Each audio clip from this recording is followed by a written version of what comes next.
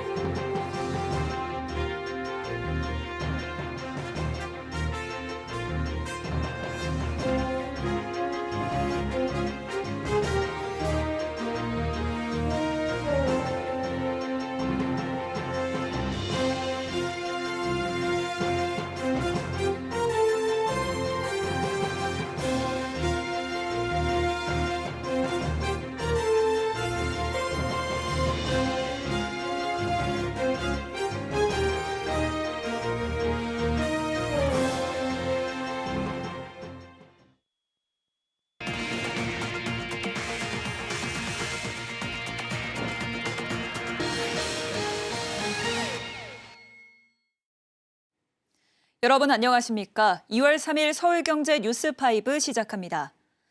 도널드 트럼프 미국 대통령이 현지 시간 1일 멕시코와 캐나다에 25%의 관세를, 중국에는 10%의 추가 관세를 부과하는 행정명령에 서명했죠. 오는 4일부터 시행될 예정인데요. 멕시코, 캐나다 등의 대미 수출 기지를 구축한 국내 기업들이 북미 시장에서 타격을 받을 거란 관측이 나오면서 전략 수정이 불가피해졌습니다. 김혜영 기자입니다. 트럼프발 관세 전쟁이 시작됐습니다. 4일부터 캐나다와 멕시코 제품엔 25%, 중국은 10%의 추가 관세가 부과됩니다. 이들나라의 생산 기지를 구축한 국내 기업의 타격이 불가피한 상황. 멕시코에는 삼성전자와 LG전자가 가전과 TV 공장을 두고 있고 기아가 자동차 공장을 운영하고 있습니다. 현대모비스와 트랜시스도 생산 공장을 돌리고 있습니다. 멕시코와 함께 미국과 맺은 3국 간 자유무역협정 회원국인 캐나다는 북미 최대 핵심 광물 생산지로 배터리, 전기차 관련 국내 기업의 거점이 되었습니다. LG에너지솔루션이 스텔란티스와 배터리 모듈을 양산하는 합작 공장을 운영하고 있고 포스코퓨처엠은 제너럴모터스와 함께 배터리 양극재 합작 공장을 현지에 짓고 있습니다. 캐나다와 멕시코에 대한 미국의 고유 관세 부과가 국내 가전과 배터리, 자동차 산업에 타격을 줄 가능성이 클 것으로 관측되는 이유입니다. 국내 기업들은 캐나다와 멕시코 관세 폭탄을 앞두고 전략 수정이 불가피한 상황. 기업들은 생산량을 조정하거나 미국 현지 생산 강화 등을 고려할 것으로 보입니다. 멕시코에서 미국으로의 수출이 타격을 받는 것이 있어서 기업들이 어려움이 있을 것 같고 결국에는 비용이 높아지는 거기 때문에 그곳의 일부를 좀 덜 생산하고 가능하다면 그 생산을 미국 내에서 뭔가 해결하는 방안, 그게 단기적으로는 피해를 최소화하는. 한편에선 미국이 중국에 부과한 관세 폭탄으로 한중 수출 경쟁이 더 심화할 수 있다는 전망도 내놓고 있습니다. 국제금융센터는 보고서를 통해 미국의 관세 부과로 중국이 더 과잉 생산에 나서고 중국 기업의 수출이 다른 국가들로 선회될 경우 글로벌 수출 시장에서 우리나라와의 경쟁이 더욱 치열해질 우려가 있다고 분석하기도 했습니다. 서울경제TV 김혜영입니다. 중국 인공지능 스타트업 딥시크의 충격파가 전 세계를 휩쓸고 있는 가운데 오픈 AI 창업자 샘 올트먼 최고 경영자가 방한합니다. 이번이 세 번째인데요. 이번 방한 기간 카카오와 협업을 전격 발표할 것으로 알려졌습니다. 카카오톡 등의 오픈 AI 모델을 활용할 거란 관측이 나옵니다. 유여운 기자입니다. 업계에 따르면 오픈AI가 내일 서울 플라자 호텔에서 국내 기업 및 스타트업 개발자 100명을 대상으로 비공개 워크숍 빌더랩을 개최합니다. 국내에서 처음으로 열리는 이 행사엔 올트먼 CEO를 비롯해 회사 고위 관계자들이 대거 참석할 예정입니다. 올트먼이 한국을 방문하는 건 이번이 세 번째. 특히 중국 AI 스타트업 딥시크 충격파가 전 세계를 휩쓴 가운데 이뤄진 방한이라 눈길을 끌고 있습니다. 올트먼은 이번 방한 기간 카카오와 협업을 전격 발표하고 같은 장소에서 열리는 카카오 정신화 대표의 기자간담회에도 깜짝 등장할 것으로 알려졌습니다. 카카오는 지난해 자체 AI 서비스인 카나나를 처음 공개하고 올해 출시를 준비하고 있습니다. 이번에 양사가 손을 잡으면서 카카오가 오픈 AI 모델을 본격적으로 자사 모델에 활용할 것이란 관측이 나옵니다. 양사는 한국 시장을 비롯한 아시아 시장에서 공동 사업을 포함해 공동 개발 등에 있어 폭넓은 협력을 추진할 것으로 관측됩니다. 한편 올트먼은 이날 최태원 SK그룹 회장과도 만나 양사 간 AI 협력 방안을 논의할 예정입니다. 삼성전자 경영진과의 회동도 예정된 것으로 전해졌습니다. 서울경제TV 유여운입니다. 트럼프 미국 대통령이 쏘아올린 글로벌 관세 전쟁이 시작되자 오늘 우리 금융시장 역시 크게 출렁였습니다. 코스피는 2,500선이 무너졌고 코스닥 지수도 3% 넘게 추락했습니다. 원달러 환율은 장중 1,470원대를 넘어서면서 3주 만에 치솟았습니다. 김보연 기자입니다. 도널드 트럼프 미국 대통령이 멕시코와 캐나다, 중국을 향한 관세 부과를 명령한 뒤 해당 국가들도 맞대응 보복을 예고한 후 충격 속에서 첫 거래일을 맞은 우리 증시. 외국인 이탈 가속에 맥을 못 추고 있습니다. 전거래일보다 1.93% 내린 2,468.74로 출발한 코스피는 2.52% 하락한 2,453.95로 마감했습니다. 장중 한때 3%대까지 밀리며 2,440선을 내주기도 했습니다. 1.38% 내린 718.26으로 시작한 코스닥 지수도 3.36% 떨어진 703.80으로 마감했습니다. 양시장 모두에서 외국인과 기관은 순매도를 나타내면서 지수 하락을 주도했습니다. 특히 트럼프 관세 정책에 직접적인 타깃이 된 멕시코, 캐나다 등의 현지 공장을 갖고 있는 국내 대형주들의 주가 하락폭이 컸습니다. 중국의 딥시크 충격에 이어 관세 영향권에 들어갈 것으로 예상되는 반도체 관련주들은 지난주 금요일에 이어 오늘도 일제히 급락했습니다. SK하이닉스는 장중 5% 이상, 삼성전자는 2% 이상 하락했습니다. 반면 미중 간 관세 전쟁 가능성이 커지면서 희토류 관련주들은 급등했습니다. 원달러 환율도 치솟았습니다. 서울 외환시장에서 원달러 환율은 전장보다 13.3원 오른 1,466원으로 개장해 1,467.2원의 주간 거래를 마감했습니다. 장중엔 1,470원대로 치솟았는데 지난달 13일 종가 이후 3주 만입니다. 외국인들의 셀코리아로 인한 원화 매도와 안전자산 선호에 따라 달러와 매수 수요가 커지면서 달러 값이 치솟은 영향입니다. 서울경제TV 김보연입니다. 이재용 삼성전자 회장이 부당합병 회계부정 혐의 항소심에서도 무죄를 선고받았습니다. 지난 2016년 국정농단 사태부터 8년째 시달려온 사법 리스크가 사실상 해소됐다는 분석이 나오는데요. 인수합병이나 대규모 투자 등 이재용식 유삼성 구축에 속도가 붙을 거란 전망이 나옵니다. 김수윤 기자입니다. 서울고법 형사 13부는 오늘 자본시장법상 부정거래 행위, 시세조종, 업무상 배임 등 혐의로 기소된 이재용 삼성전자 회장에게 무죄를 선고했습니다. 함께 기소된 최지성 전 삼성그룹 미래전략실 실장, 김종중 전 미전실 전략팀장, 장충기 전 미전실 차장 등 나머지 피고인 13명에게도 원심과 같이 모두 무죄를 선고했습니다. 재판부는 삼성물산과 제일모직의 합병 비율과 합병 시점, 삼성 바이오로직스의 삼성 바이오에피스에 대한 지배력 여부 등 쟁점 사항에 대해 차례로 판단한 뒤 검사의 주장을 모두 기각했습니다. 재판부는 이번 사건의 가장 큰 쟁점이었던 삼성 바이오로직스의 허위 공시 부정회계 의혹에 대해서 콜옵션이 행사되면 로직스가 지배력을 잃는다는 사실이 주요 위험이라고 공시했어야 된다고 본다면서도 하지만 은폐한 것으로 보이지는 않는다고 판단했습니다. 삼성물산과 제일모직의 합병 보고서가 이 회장의 경영권 승계를 위해 조작됐다는 검찰 주장도 받아들이지 않았습니다. 이 회장 등은 2015년 제일모직과 삼성물산 합병 과정에서 최소 비용으로 경영권을 안정적으로 승계하고 지배력을 강화할 목적으로 사내 미래전략실이 추진한 각종 부정거래와 시세 조종, 회계 부정 등에 관여한 혐의로 2020년 9월 기소됐습니다. 1심 재판부는 3년 5개월에 이르는 심리 끝에 지난해 2월 이 회장에게 무죄를 선고한 바 있습니다. 이날 이재용 회장이 항소심에서도 무죄를 받으면서 뉴 삼성구 측에 속도가 붙을 거란 관측이 나옵니다. 인수합병이나 대규모 투자를 비롯해 이 회장의 등기 임원 복귀와 그룹 컨트롤 타워 부활 등에도 관심이 모이고 있습니다. 서울경제TV 김수윤입니다. 의료 서비스가 환자 질병 치료에서 개인 맞춤형 건강관리로 확대되는 추세입니다. 국내 제약 바이오 기업들도 디지털 헬스케어를 미래 성장의 중요한 축으로 설정하고 사업 강화에 나서고 있는데요. 이해란 기자입니다. 전통적으로 환자의 질병을 치료하는 약에 집중했던 제약사들.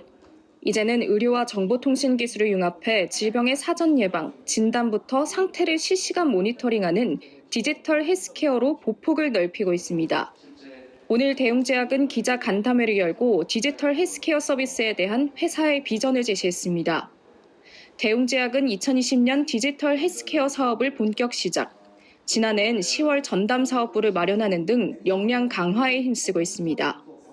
기존 디지털 헬스케어의 기술적, 서비스적인 고도화는 물론 조기 진단을 넘어 AI를 통한 예측 솔루션으로 더 효율적인 의료 환경을 개선하고 입원 환자들의 응급 상황을 예측하는 스마트 병상, 모니터링 싱크와 같은 통합 솔루션으로 지속 고도화해 나갈 예정입니다. 웨어러블 기기를 통한 조기 진단에서 AI를 통한 질병 예측 모델, 이를 통합하는 포괄적인 솔루션까지 생태계를 구축하는 대웅제약. 하반기에는 디지털 헬스케어 검진 패키지를 출시해 건강검진 항목을 확대한다는 계획입니다. 지난달 미국 샌프란시스코에서 열린 JP모건 헬스케어 컨퍼런스에서 SK바이오팜도 남미 최대 제약사 중 하나인 유로파마와 미국 내 합작 법인을 설립해 AI 기반 뇌전증 관리 플랫폼 사업을 본격 개시한다고 발표했습니다. 뇌전증 발작 여부를 실시간 모니터링하고 의료진은 데이터로 최적의 치료 계획을 세우는 서비스를 제공할 예정입니다. 글로벌 시장 조사업체 그랜드뷰 리서치에 따르면 2030년 전 세계 디지털 헬스케어 시장 규모는 8,092억 달러, 우리 돈 약 1,063조 원에 달할 전망. 최근 글로벌 시장에서 디지털 헬스케어가 급성장 트렌드로 꼽히는 만큼 제약사들은 디지털 헬스케어를 새로운 성장 동력으로 삼으며 도약을 준비하는 모습입니다.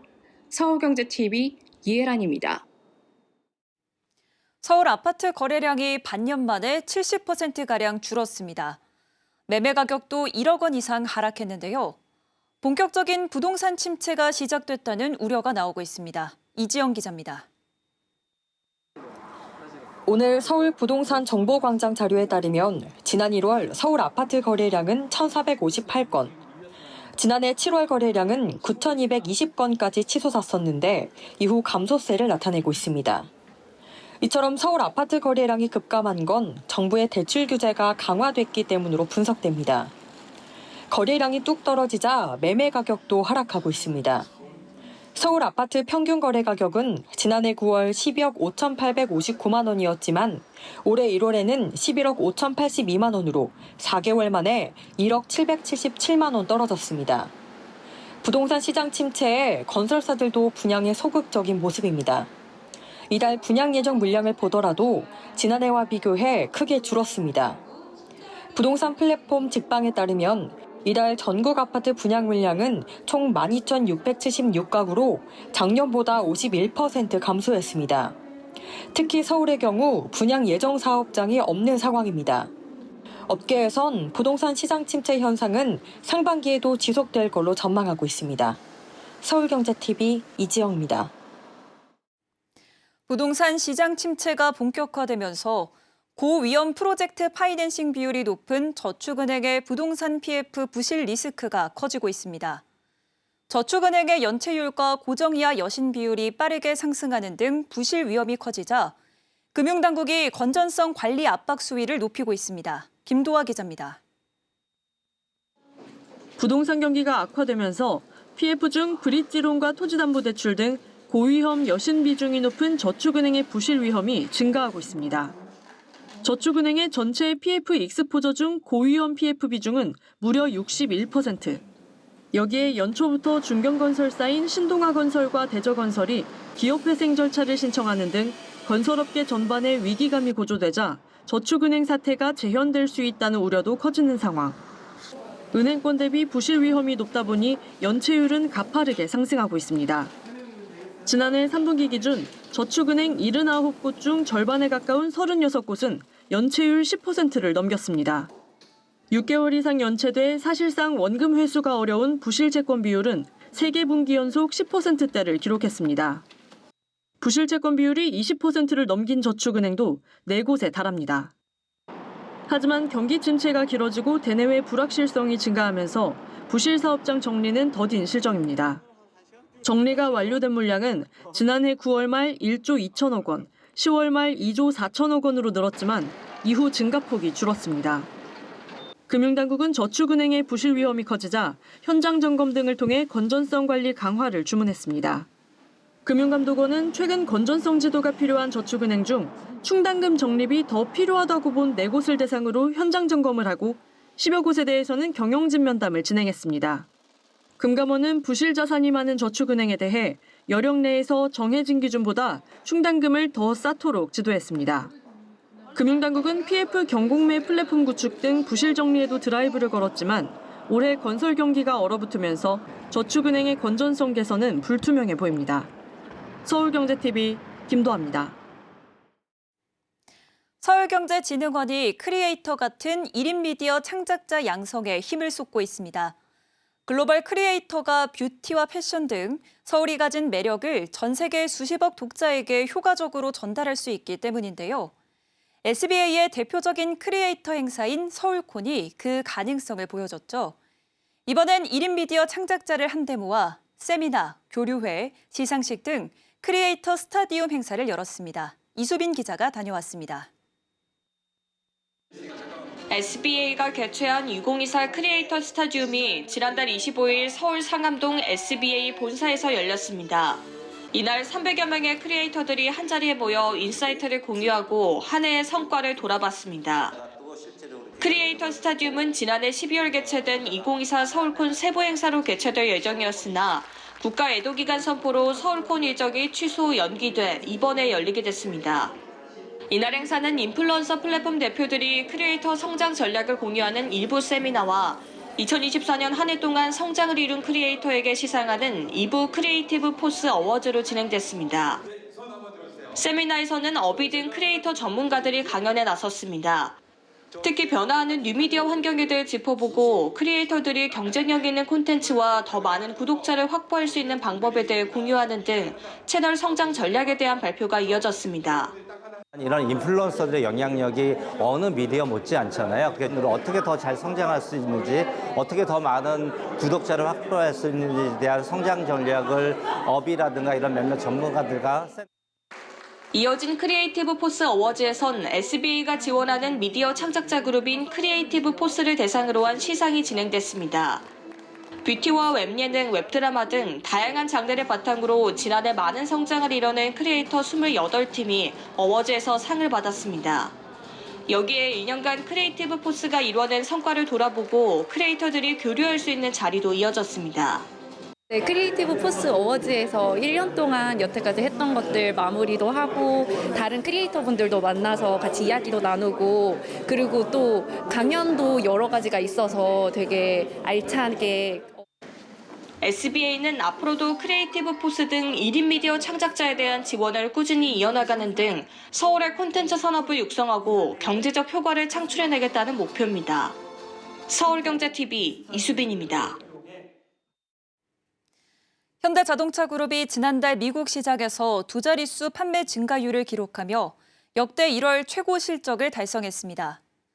현대차그룹은 지난달 현대차와 기아가 미국에서 총 11만 6,362대를 판매해 작년 동월 대비 13.1% 증가했다고 밝혔습니다. 현대차, 기아, 제네시스 각각의 판매량도 역대 1월 기준 최다 판매 기록을 달성했습니다. 현대차가 14.6% 늘어난 5만 9,355대, 기아가 11.6% 증가한 5만 7,007대, 제네시스는 13.7% 늘어난 4,852대를 판매했습니다. 하이브리드 차를 필두로 한 친환경차 판매량도 강세를 보였습니다. 현대차 그룹 친환경차는 30.3% 증가한 2만 3,338대가 팔렸고 HV는 47.3% 늘어난 16,591대, 전기차는 1.8% 늘어난 6,747대가 판매됐습니다. 전체 판매량에서 친환경차 비중은 20.1%로 늘어났습니다. 무료 배달 공세를 펼쳐온 쿠팡이츠가 업계 1위 배달의 민족을 무섭게 추격하며 이용자 1,000만 명을 넘어섰습니다. IG A웍스의 모바일 인덱스에 따르면 지난달 기준 쿠팡이츠 월간 활성 이용자는 1,002만 명으로 지난해 12월보다 39만 명 늘어난 것으로 추산됐습니다. 이는 지난해 1월 553만 명에서 1년 만에 이용자가 449만 명 증가한 수치입니다. 지난달 배민 이용자는 2,261만 명으로 전달 대비 18만 명 증가했고 요기요는 522만 명으로 25만 명 감소했습니다. 배민은 지난해 1월과 비교하면 이용자가 16만 명 줄었습니다. 쿠팡이츠는 지난해 3월 쿠팡 멤버십 회원을 대상으로 무료 배달 서비스를 시작하자마자 요기요를 따돌리고 2위에 올랐고 업계 1위 배민과의 격차를 계속 좁혀왔습니다. 현재 쿠팡 와우 멤버십 회원은 1,400만 명에 이릅니다. 한편 쿠팡이츠는 지난달 해외 시장에도 처음 진출했습니다. 쿠팡이츠는 일본 도쿄 중심부 미나토 지역에서 음식 배달 시범 서비스를 시작했습니다. 서울경제 뉴스5 저희가 준비한 소식은 여기까지입니다. 함께해 주신 여러분 고맙습니다.